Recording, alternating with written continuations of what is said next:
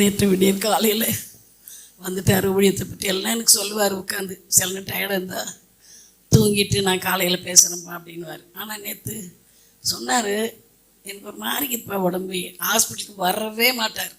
அது என்ன ஜீவன் போகிறதா இருந்தாலும் ஹாஸ்பிட்டலுக்கு வர மாட்டார். நேற்று காலையில் 2:30 மணிக்கு வந்துட்டு எனக்கு உடம்பு கஷ்டமாகுதுன்னாரு. அப்பா நான் மருமகனை கூப்பிட்றேன், பக்கத்தில் தானப்பா இருக்கிறார். நோ டிஸ்டர்ப் பண்ணக்கூடாது, யாரையும் தொந்தரவு பண்ணக்கூடாது. அவர் வாழ்க்கையில் யாரையுமே அவர் தொந்தரவு பண்ணது கிடையாது. நான் சொன்னேன், அதிகாலை வேளையில் இப்படி வாமிட் பண்ணுறீங்களப்பா, இருங்க நான் ஒரே ஒரு கால் பண்ணிக்கிறேன்னு செல்லுத்துக்கு தூரம் வச்சுட்டு என் கையை கோத்துட்டாருங்க. கையை கோத்துட்டு வாழ யாருக்கும் சொல்ல, இங்கே பக்கத்தில் அசிஸ்டன்ட் பாஸ்டர் அவரை கூப்பிட்றப்பா. நோ நோ என்ன நடந்தாலும் கத்திற்கு நன்றி சொல்லு அப்படின்னாரு. நான் உட்காந்து பேசிட்டே இருந்தேன். கொஞ்சம் கையை அமுத்தி விட சொன்னார். சுடு தண்ணி முத்திர வைக்க சொன்னார். வச்சேன்.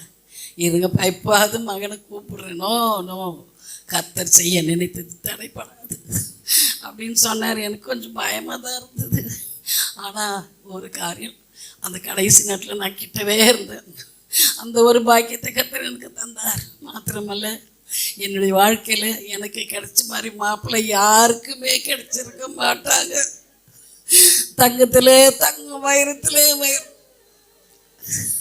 திருமண நாள் அன்றைக்கு எப்படி என் கையை பிடிச்ச அன்பா இருந்தாரோ, நேற்று வரைக்கும் அந்த அன்பு கொஞ்சம் கூட குறையும். காலையில் கூட நான் ஃபோன் பண்ணுறேன்னு போது அந்த கையை இப்படி கோத்துக்கணும். உடனே சொன்னேன், ஏன்ப்பா வெட்டிங் மார்ச் கிண்டல் பண்ணேன். ஆமாம் ஆமாம் அப்படின்னாரு. கையை டைட்டாக பிடிச்சிக்கிட்டாரு. நான் போய் ஃபோன் பண்ணக்கூடாது என்று சொல்லி. அதே மாதிரி கடைசி வரைக்கும் ஜாலியாக தான் இருந்தோம். காலையில் அவர் பாட்டு சத்தம் கேட்ட உடனே டீ கொண்டு போய் கொடுத்துருவேன். நான் த்ரோட்டு வறண்டு போயிடும்னு.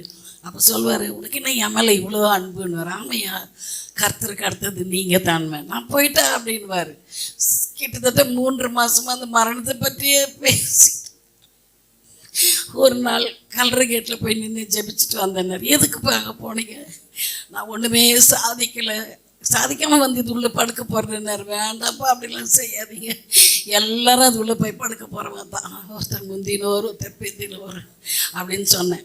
சரிப்பா பிள்ளைங்கிட்டலாம் சொல்லாது, நான் அவசியம் 4 பேர்கிட்டையும் சொன்னேன். எல்லாம் ஏன்ப்பான்னு சொல்லி சத்தம் போட்டாங்க. திரும்ப அடுத்த முறை ஒரு தடவை இந்த கிறிஸ்டி சிஎஸ்சி கல்லறைக்கு எதிர்க்க ஒரு கடை, அந்த கடை ஷட்டர் போட்டிருந்த இடத்துல உட்காந்து அதே மாதிரி இந்த கல்லறைக்குள்ள நான் வெறுமையாக எப்படி போய் படுப்பேன், ஒன்றும் செய்யலையே, உமக்கு ஒன்றும் செய்யலையேன்னு சொன்னாங்க. அதை வந்து வேறு என்கிட்ட சொல்லிவிட்டாரு. திரும்ப என் பிள்ளைகளுக்கு நான் சொன்னேன், ஏன் டேடியும் இப்படி பண்ணுறீங்கன்னு. கடைசி மகளுக்கு தான் பயப்படுவார். பண்ணாதீங்கன்னு சொல்லிச்சு. நான் நடக்க போகிறத சொன்னேன், ஏமா பிள்ளைங்கிட்டலாம் சொல்கிறேன். அது மட்டும் இல்லை, அவர் வந்து எந்த டெத்துக்கும் போக மாட்டார். அநேக ஊழியக்காரங்க இங்கே இருக்கிறீங்க, எந்த சாவலையும் அவரை நீங்கள் பார்த்துருக்க முடியாது. அவருக்கு ஒரு மாதிரி அலர்ஜி. எல்லோரும் அழகுது, இப்படி கூட்டமாக உட்காந்து பார்த்தா அவருக்கு பிடிக்காதுங்க. எதுக்குமே போக மாட்டார். எனக்கு தெரிஞ்சு திருமணம் ஆகி 48 ஆண்டுகளிலே அவங்க அம்மா அப்பா, எங்கள் அம்மா அப்பா, எங்கள் உடன் ஊழியர் ஒருத்தர் இருந்தார், ஒரு அருமையான விசுவாசியம்மா. இந்த 6 இடத்துக்கு தான் அவர் போக வேண்டிய நிர்பந்தம் ஆகிப்போச்சு. அப்போ ஒரு நாள் நான் விளையாட்டாக கேட்டேன், ஏப்பா ஒருவேளை நான் செத்தா கூட நீங்கள் இருக்க மாட்டீங்களான்னு. நோ நோ கற்பனை பண்ணாத, உனக்கு முன்னால் நான் போவேன்னு சொல்லி நேற்று போயிட்டார். ஒரு பக்கம் சந்தோஷமாக இருந்தாலும் ஒரு பக்கம் என்னை விட்டு போயிட்டார். எனக்கு அவளை சொல்லுவார், நான் 80 வயசு வரைக்கும் வாழ்வேன்வார். சங்கீதத்தில் எல்லா சங்கீதங்களுக்கும் நான் ராகம் போட்டுட்டு அப்புறம் தான் போவேன்வார். அவர் வாழ்க்கையில் ஒரு எதிரியும் கிடையாது, யார் மேலேயும் கசப்பும் கிடையாது. அதுக்கு நானே சாட்சி, நான் மட்டும் சாட்சி. என்கிட்ட அவர் சண்டை போட்டதும் கிடையாது. உடன் ஊழியர்கள்கிட்டையோ, தெரிஞ்சவங்ககிட்டையோ, விசுவாசிக்கிட்டையோ, உறவினர்கள்கிட்டையோ யார்கிட்டையும் கசப்பு இல்லை. மருமகனுங்கன்னே சொல்ல மாட்டேன், மகன்கள் தான். அவருக்கு 4 பேர் 4 பிள்ளைகள். பிள்ளைங்கிட்ட ஃப்ரெண்ட்லியாக இருப்பார், ரொம்ப ஃப்ரெண்ட்லியாக இருப்பார். என்கிட்ட தான் கொஞ்சம் கலாடா பண்ணுவார். அதையும் உடனே சிரித்து சமாதானம் பண்ணிடுவார். இப்படி ஒரு நல்ல மனுஷனை நான் இழந்துட்டேன். கர்த்தருடைய ராஜ்யத்தில் அவரை காண்பேன் என்ற ஒரு விசுவாசத்தோட கடந்துச்சு. எல்லா மரணத்திலும் இறந்தவங்களை குறித்து எல்லாரும் நற்சாட்சி சொல்லுவாங்க. அப்பா கூட கொஞ்ச நாள் ஊழியத்தில் இருக்கும் பொழுது, அப்பா கூட நான் ஊழியத்துக்கு போகும்பொழுது மற்ற ஊழியர்கள் அப்பாவை பார்த்து சொல்லுவாங்க, நாங்கள் படிக்கிற பைபிளை தான் நீங்கள் படிக்கிறீங்களா? ஏன்னா அவர் ஒரு வாக்குத்தத்தம் நம்ம ஆரம்பிச்சோம்னா மிச்சத்தை எல்லாரும் சொல்லிடுவோம். ஆனால் அப்பா படிக்கிற வசனங்கள் பைபிளில் எங்கே இருக்குன்னு தேடுற மாதிரி இருக்கும். தோண்டி தோண்டி வாசிப்பாங்க. நான் மிகைப்படுத்தி கூட சொல்லலைன்றது உங்கள் எல்லாருக்கும் தெரியும். அவரோட பைபிளை எடுத்து பார்த்தா ஆசையாக இருக்கும். பக்கம் பக்கமாக வசனம் எழுதி எழுதி வச்சிருப்பார். 24/7 ஒரு ரூமில் விட்டு ப்ரேயர் பண்ண சொன்னால் கூட அந்த மனுஷனால ஜெபிக்க முடியும். இங்கே எத்தனை பேரால அப்படி முடியும்னு எனக்கு தெரியல. வாழ்க்கையும் வார்த்தையும் ஒன்றுன்னு வாழ்ந்து பரிசுத்தவான்கள் எங்கள் அப்பா ஒருத்தர். 2 வாரத்துக்கு முன்னாடி எங்கள் வீட்டில் வந்து தங்கினார். என்கிட்ட ஃப்ரெண்டு மாதிரி பேசுவார். அப்போ திரும்ப திரும்ப ராஜாத்தின்னு கூப்பிடுவார். எங்கள் எல்லாரையும் அப்படி தான் கூப்பிடுவார். உனக்கு அப்பா ஒன்றுமே சேர்த்து வைக்கல, உனக்கு அப்பா ஒன்றுமே சேர்க்கலை. ஏன் அப்போ அவர் எது கொடுத்தாலும் அவங்க எல்லாருக்கும் தெரியும், எல்லாருக்கும் தூக்கி தூக்கி கொடுத்துருவாரு. ஒரு நாள் கூட அப்பா அதை சேர்த்து வைக்கல இதை சேர்த்து வைக்கல நாங்கள் நினச்சதே இல்லை. இவரை சொல்லுவேன், நீங்கள் பார்த்து வச்ச சொத்துப்பா இவரு அப்படின்னு சொல்லுவேன் நான்.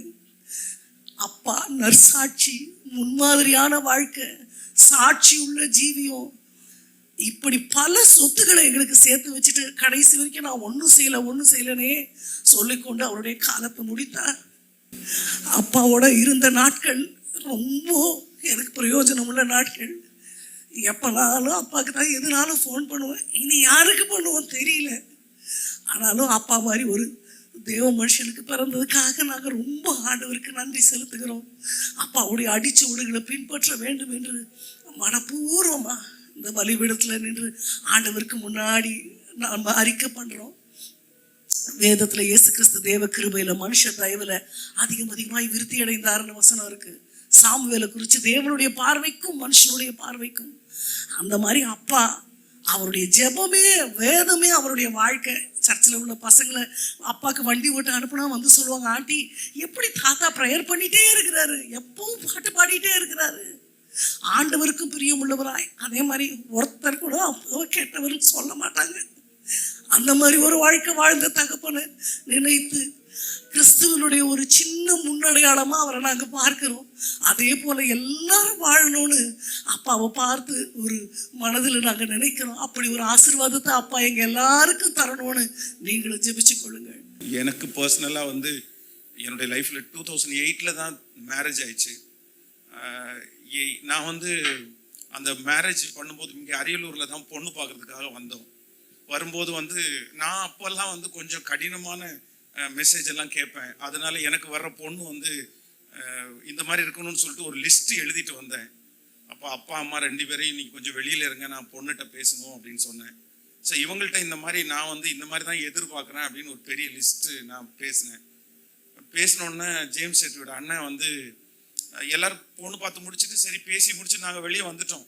வந்த உடனே அண்ணன் வந்து ஃபோனை எடுத்து அப்பா கையில் கொடுத்து, ஐயா உடனே ஃபோன் பண்ணுங்க, அவங்க திருச்சி போகிறதுக்கு முன்னாடி எங்களுக்கு இந்த மேரேஜ் வேண்டாம் அப்படின்னு சொல்லுங்க. ஏன்னா கல்யாணத்துக்கு முன்னாடி இவ்வளோ ரூல்ஸ் எல்லாம் அவர் போடுறாரு, வியூவில் ரொம்ப சாஃப்ட்டு, அவர் இவ்வளோ கடினமான மனுஷனாக இருந்தால் கண்டிப்பாக எப்படி வாழ முடியும் அப்படின்னு. அண்ணன் ஓகே அந்த சூழ்நிலையில் வேண்டாம் நம்ம சொல்லணும். உடனே வந்து அடுத்த நிமிஷம் வந்து அப்பா வந்து இவள்கிட்ட பியூலாட்ட வந்து கேட்டிருக்காங்க, நீ என்ன சொல்ற அப்படின்னு சொல்லி. உடனே பியூலா சொன்ன, நீங்க என்ன சொல்றீங்களோ அதுதான்ப்பா அப்படின்னு. இல்லை நான் வந்து அவரு அவ்வளோ ரூல்ஸ் பேசினாலும் ஏதாவது தப்பா பேசினாரா, எல்லாம் ஆண்டவருடைய விஷயத்துக்கு சம்மந்தப்பட்டு தானே பேசினாரு அப்படின்னு அவங்க சொல்லி, இல்லை ஓகே சொல்லிடலாம். ஸோ அப்படிதான் ஃபர்ஸ்ட் டைம் நான் வந்து இந்த ஃபேமிலிக்குள்ள நுழைஞ்சேன். ஆனால் அப்போ வந்து அவங்க வந்து இந்த வேர்டு தான், நம்புங்கப்பா என்ன ஆராதிப்பேன் உம்மை, இந்த வேர்டு. அப்புறம் வந்து பாவியின் மீது என் இந்த அன்பு ஒன்று புரியலையே, அந்த வேர்டு. உடைந்த பாத்திரம் நான் அது உமக்கு, இந்த மாதிரி அவங்க எல்லா இது வந்து சொந்தம் என்று எனக்கு நீர்தானையா, சொத்து என்று எனக்கு நீதான், அதுல அந்த வேர்டெல்லாம். செல்வம் அதிகம் சேர்ந்து வந்தால் சொந்தம் பலரப்பா, செல்லா காசாய் நான் இருந்தால் மதிப்பு ஏதப்பா, எந்தன் காலம் எல்லாம் என்னை சுமப்பதாரப்பா, எந்தன் வாழ்வின் ஆதாரமே நீதானே அப்பா, எந்தன் வாழ்வின் ஆதாரமே நீ நீதான். அவங்க எல்லா சாங்லயுமே பாத்தீங்கன்னா ஆண்டவரோட ஒரு அந்த லவ்வா அப்படியே ரொம்ப கனெக்டா. உண்மையிலேயே வந்து நான் அவங்க எப்போ ஜெபம் பண்ணாலும் நான் கண்ணை மூடினதே இல்லை. நிறைய எல்லாரும் ஜெபம் பண்ணும்போது கண்ணை மூடி நம்ம அந்த ஆமேன்னு சொல்லுவோம். ஆனா அவங்க ஜெபம் பண்ணும்போது மட்டும் கண்ணை மூடுனது இல்லை. ஏன்னா அவங்க ஆண்டவரத்துல பேசுகிற அந்த வேர்ட் இருக்கு பாருங்களேன், ஐயோ ரொம்ப வித்தியாசமா இருக்கும். அந்த அந்த அந்த வார்த்தை எல்லாம் ரொம்ப வந்து அதான் ஒரு லவ்வர் வந்து ஒரு பொண்ணிடத்துல அந்த புது புது வார்த்தைகள் எல்லாம் சொல்லுவாங்கல்ல, கண்டுபிடிச்சு அந்த மாதிரி இவங்க வந்து ஏசப்பாட்ட சொல்ற வார்த்தை எல்லாமே ரொம்ப கண்டுபிடிச்சு சொல்றது மாதிரியே இருக்கும். அப்புறம் எங்க சர்ச்சுக்கு டெடிகேஷன் பண்ணும்போது ஒரு பாட்டு அப்போ எழுதினாங்க, கர்த்தர் பெரியவர் அவர் நமது தேவனுடைய நகரத்திலும் அவர் தமது பரிசுத்த பர்வதத்திலும் துதிக்கப்படத்தக்கவர் மிகவும் அதுல இந்த வடதிசையில் உள்ள சீயோன் பர்வதம் படிப்புமான ஸ்தானமும் ஆகும். இதுவே மகாராஜாவின் நகரம், இதுவே மகாராஜாவின் நகரம், இதன் அரண்மனைகளில் தேவன் உயர்ந்த அடைக்கலம். சோ என் கையை பிடிச்சிட்டு டெடிகேஷனுக்கு ஒரு நாளைக்கு முன்னாடி நைட் வந்து முழு சர்ச்சையும் ஒரு 50 டைம் நடந்து இதுவே மகாராஜாவின் நகரம், இதுவே மகாராஜாவின் நகரம். ஆண்டவர் கொடுத்த தகப்பனருக்காக ஆண்டவருக்கு நன்றி. சோ எங்களுக்காக தொடர்ந்து எங்க குடும்பத்துக்காக நிறைய சொல்லிட்டே இருக்கலாம். ஜெபித்துக் கொள்ளுங்க. ஆண்டவராகிய இயேசு கிறிஸ்துவின் நாமத்தினாலே உங்களை நாங்கள் வாழ்த்துக்கிறோம்.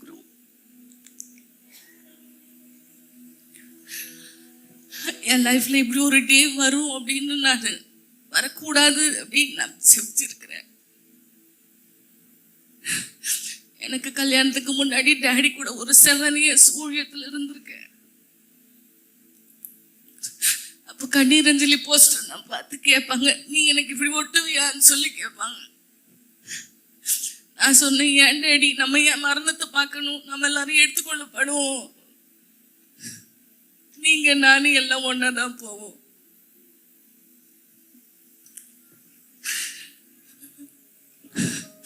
அப்பா என் புள்ள விசுவாசம் ரொம்ப பெருசா இருக்குப்பான்ட்டு விட்டுருவாங்க. எங்க அக்காங்க கிட்ட பர்சனலா நான் கேட்டதில்லை, பட் எங்க அப்பாவுடைய ஃபுல் ஃபார்ம் ஆஃப் லவ் நான் பார்த்திருக்கேன். இது ரொம்ப நேசிப்பாங்க. நான் வாரணாசி போய் ஒரு 10 years ஆக போகுது. நான் போன டைம்ல இப்ப இருக்கிற மாதிரி ஃபெசிலிட்டிஸ் இல்லை. அங்க இருக்கிற எண்ணெய் மசாலாலாம் எங்களுக்கு சேரல ஆரம்பத்துல. அப்பா எனக்கு இந்த மாதிரி மசாலா சேரல, சாப்பாடு சேரலன்னு சொல்லும் போது 3 months once எனக்கு பார்சல் அனுப்புவாங்க. அதுல எனக்கு பிடிச்ச எல்லா விஷயமும் இருக்கும். நான் ஓபன் பண்ணும்போது அப்பா என்ன இவ்வளோ நேசிக்கிறாரான்னு நான் யோசிக்கிற அளவு இருக்கும். அது கண்டிப்பா வெயிட்டா இருக்கும் அந்த பார்சல். அதை எடுத்துட்டு போய் பேக் பண்ணி போஸ்ட் ஆஃபீஸ்ல போட்டு எனக்கு ட்ராக் பண்ணதுக்கு அந்த ஐடியா கொடுத்து வந்துருச்சான்னு கேட்டு நீ எல்லாத்தையும் திறந்து பார்த்தியான்னு சொல்லி நான் ஃபீட்பேக் சொல்ற வரையும் அவங்க வெயிட் பண்ணுவாங்க. அதை எப்பவுமே ஜெபிக்கிறவரை தான் பார்த்துருக்கோம் நாங்க. மேன் ஆஃப் ஃபெய்த், அவரை போல ஒரு விசுவாச வீரன்னு நாங்க பார்க்கல லைஃப்ல. அவ்வளோ பெரிய மீட்டிங் அரேஞ்ச் பண்ணியிருப்பாங்க. ஆனா டே 1 கையில ஒண்ணுமே இருக்காது. 7 நாள் மீட்டிங் நடத்துவாங்க, 10 நாள் நடத்துவாங்க, 3 நாள் நடத்துவாங்க. பல 1000 ரூபாய் செலவாயிருக்கும். ஆனா 0ல இருந்து தான் ஆரம்பிச்சிருப்பாங்க. இப்படி எங்க டேடிய பத்தி சொல்றதுக்கு நிறைய வார்த்தைகள் இருக்கு. கர்த்தர் இப்படி சடனா எடுத்துக்கொள்வாருன்றது எங்களுக்கு தெரியல.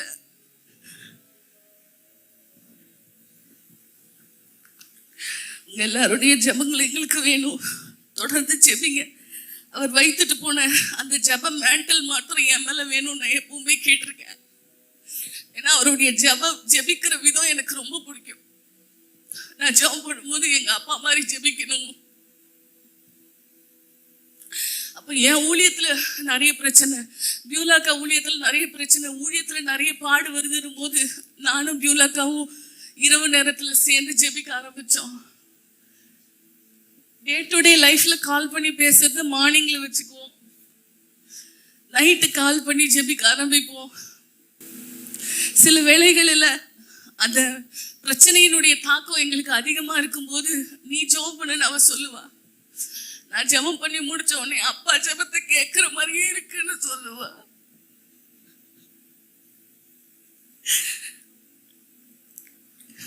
இப்போ அந்த ஜெப மேட்டில் தான் எனக்கு ரெட்டிப்பா என் மேல வரணும். நான் ஏசு பக்திக்கு ஜெபிக்கிறேன். பிள்ளைகளுக்கும் பேர பிள்ளைகளுக்கும் அவர் வச்சுட்டு போனது விசுவாசம், அன்பு, ஜெபம், வேதம். தொடர்ந்து இந்த பாதையிலே ஓட கர்த்தர் எங்களுக்கு உதவி செய்வார். ஆமென். கர்த்தருடைய நாமத்துக்கு மகிமை உண்டாகட்டும். இந்த ஃபேமிலிக்குள்ள எப்படி வந்தேன் அப்படின்றது வந்து எனக்கு இந்த 10 வருஷம் ஆச்சு எங்களுடைய திருமணம் ஆகி.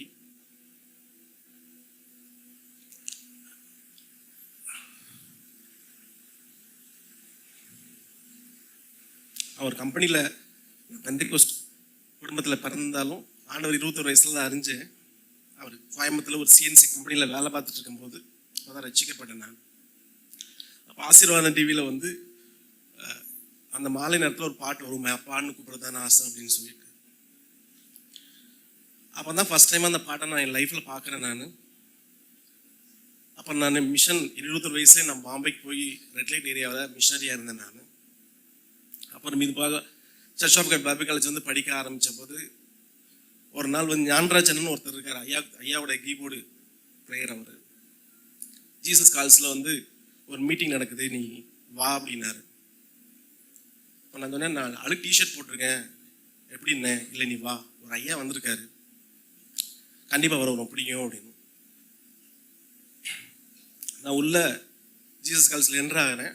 சங்கீதம் 89 திறந்து வச்ச ஐயா பாட, வானங்கள் உம்முடைய அதிசயங்களை துதிக்கும், பரிசுத்தவான்களின் சபையில் உம்முடைய உண்மை விளங்கும். அங்கே உள்ள என்றால் அதுதான் என்னுடைய, எனக்கு தெரியாது இவருடைய பொண்ணை கொடுப்பாரு, நம்மளுடைய கடைசி பிள்ளை கல்யாணம் முடிப்போம் அப்படின்னு நமக்கு எதுவுமே தெரியாது. ஆனால் அந்த வாரத்தில் நான் என்னுடைய ஆவிக்குரிய சபையில், நான் சர்ச் ஆஃப் காட் சபையில் போய் அந்த பாட்டை நான் மனப்பாடமாக பாடிட்டு இருக்கேன். ஆராதனையில் எனக்கு தெரியல. 2-3 மாதத்துலேயே வந்து என்னை வளர்த்த தகப்பன் இங்கே இருக்கார். அவர் தான் என்னுடைய ஆவிக்குரிய தகப்பன். அவர் சொன்னார், பென்ஸ் பாஸ் வீட்டுக்கு பொண்ணு பார்க்க போகணும், வா அப்படின்னு. என்னால் அதை நம்பவே முடியல, நமக்கு பொண்ணு தர்றாங்களா அப்படின்னு. ஏன்னா எனக்கு அப்போ வயசு 30க்கு மேலே ஆயிடுச்சு எனக்கு. அப்போ அந்த சம்பவம் எனக்கு இன்றைக்கும் மறக்க முடியாத ஒரு சம்பவம். பென்ஸ் பாஸ் வீட்டில் தான் உட்காந்துருக்கோம் நாங்கள்.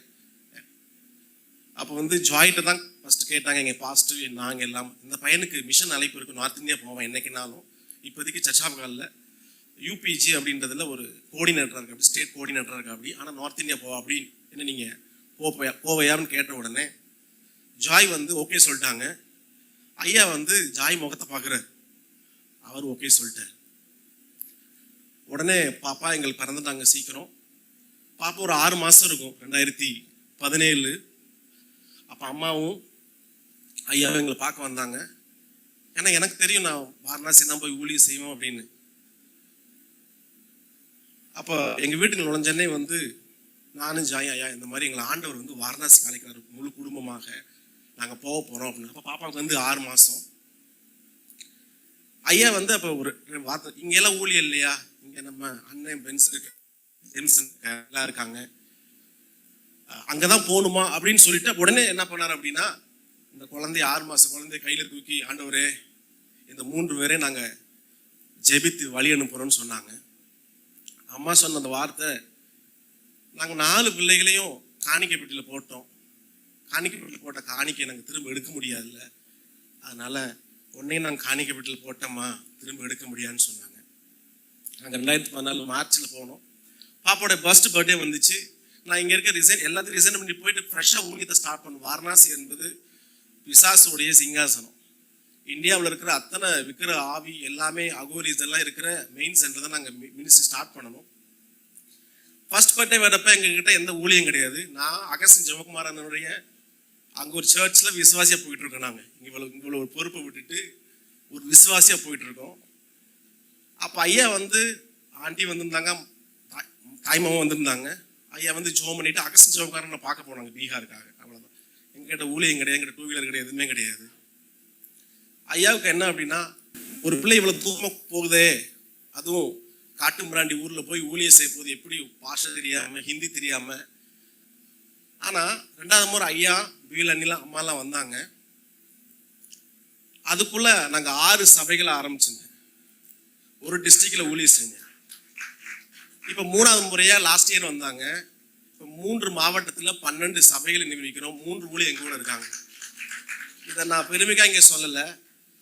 2 முறை வந்து ஐயா வந்து நான் சொன்னேன், ஐயா நம்ம இந்த மாதிரி புத்தர் ப்ரீச் பண்ண இடத்துக்கு போகலாம், அங்கே தான் புத்தர் ப்ரீச் பண்ணாரு, இல்லை கங்கை போகலாம்.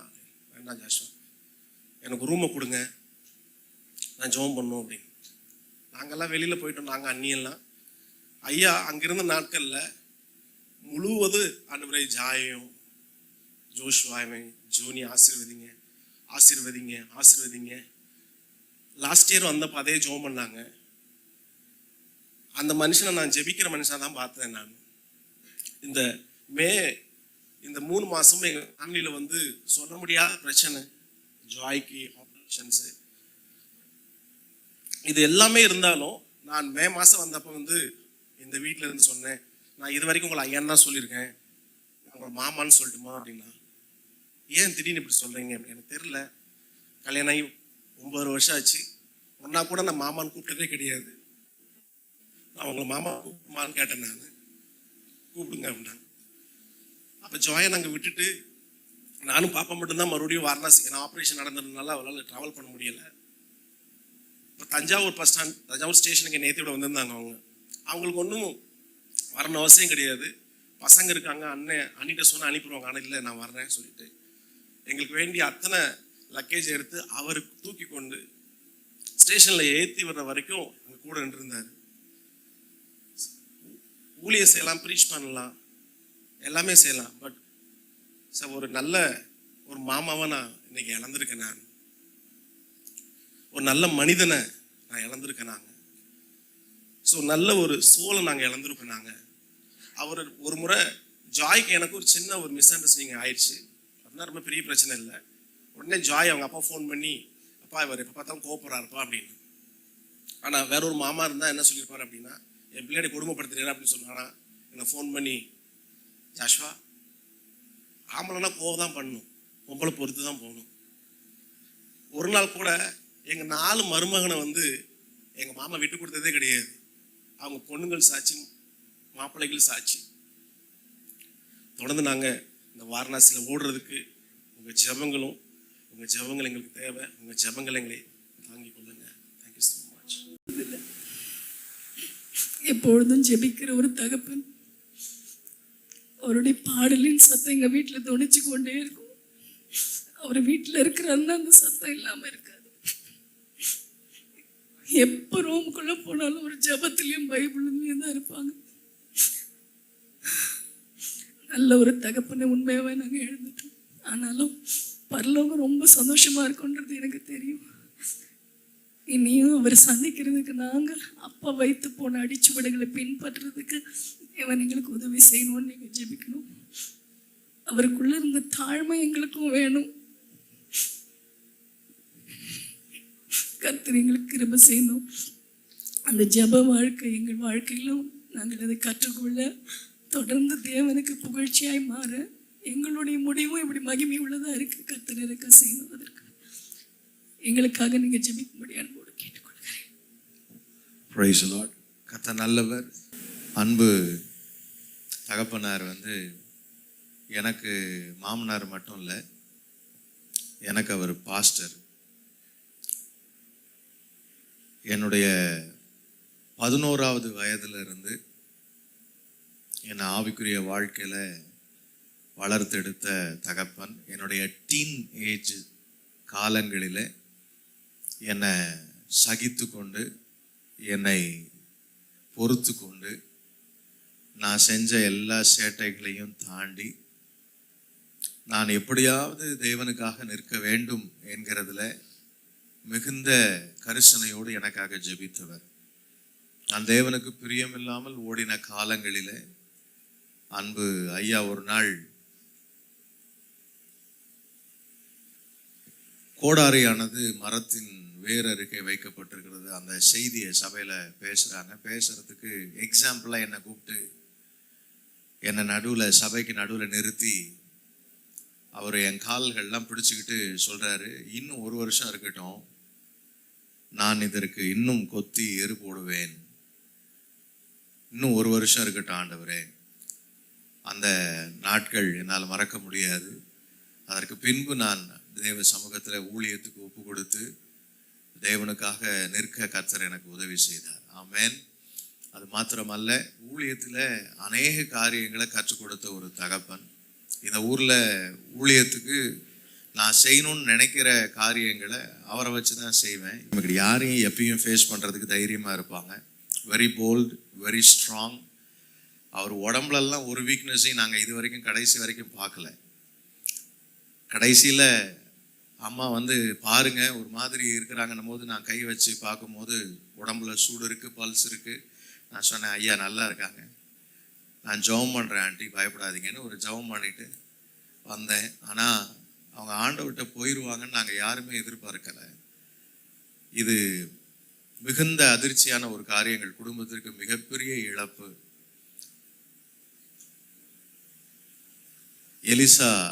எலியா எடுத்துக்கொள்ளப்பட்ட போது, என் தகப்பனே இஸ்ரவேலுக்கு ரதமும் குதிரை வீரருமா இருந்தவரே அப்படின்னு அழுதாரு. பார்த்தீங்களா?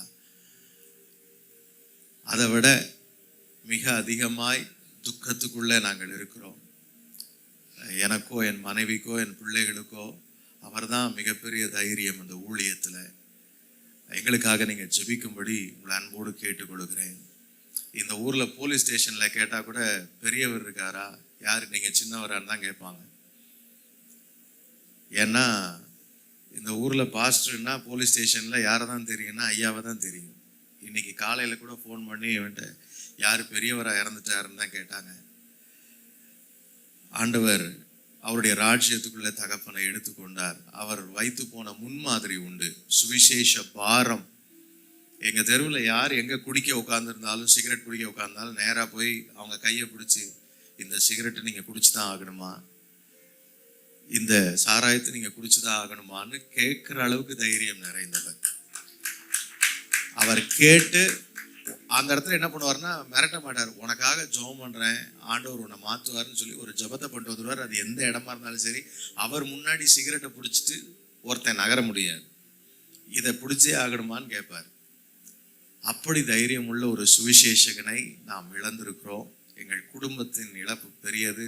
அதை விட இங்கே வந்திருக்கிற தேவ ஊழியர்கள் எனக்கு தெரிஞ்சு எல்லாருக்கும் கொடுத்துருக்கிறார். கொடுத்தது மட்டும்தான் அவர் செய்த. நாங்கள் அடிக்கடி சொல்லுவோம், ஐயா நீங்கள் கொடுத்தே உங்களுக்கு ஒன்றும் இல்லாமல் போயிடுச்சு ஐயான்னு நான் புலம்புவேன். நானும் எங்கள் ஆண்டியும் ஒன்று. ஏன்னா ஆண்டி வந்து புலம்ப விரும்புகிறதெல்லாம் என்கிட்ட தான் சொல்லுவாங்க. என்கிட்ட சொல்லி நீங்கள் கேளுங்கன்னுவாங்க. நான் போய் ஐயாட்ட கேட்பேன், ஏன் இப்படி பண்ணுறீங்க, ஆண்டி வருத்தப்படுற மாதிரி அப்படின்னு. உங்களுக்கு தெரியாது பாஸ்டர், அதெல்லாம் சொத்து, உங்களுக்கான சொத்து அதெல்லாம் அப்படின்னு சொல்லுவாங்க. ஆமென், அல்லேலூயா. அதனால் தேவனுடைய ராஜ்யத்தில் அவர்கள் பெரிய பெரிய பங்களாலாம் கட்டியிருக்கிறாங்க. அங்கே போயிட்டாங்க நித்திய வீட்டுக்குள்ளே.